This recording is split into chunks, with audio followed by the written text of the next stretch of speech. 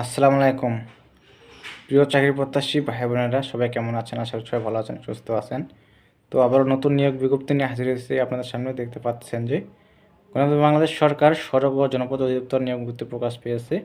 তো এখানে আবেদন করতে হবে অনলাইনের মাধ্যমে। অনলাইন ব্যতীত কোনো আবেদনপত্র গ্রহণ করা হবে না। এখানে 1 থেকে 5টা পদ দেওয়া আছে। 5টা পদে আপনারা আবেদন করতে পারবেন যার যার শিক্ষা যোগ্যতা অনুযায়ী। তো এখানে দেওয়া আছে যে 5 নং পদ নিরাপত্তা প্রহরী। এখানে অসংখ্য জন লোক নেওয়া হবে, 107 জন লোক নেওয়া হবে এবং শিক্ষাযোগ্যতা থাকতে হবে এসএসসি।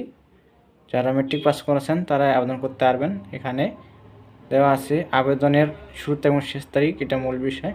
এখানে আবেদন শুরু হবে 29/1/2026 সেটা সকাল 10 ঘটিকাতে।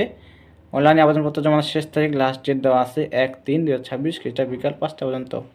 মার্চের 1 তারিখ লাস্ট ডেট। সেখানে দেখে আপনারা আবেদন করবেন। ধন্যবাদ সকলকে।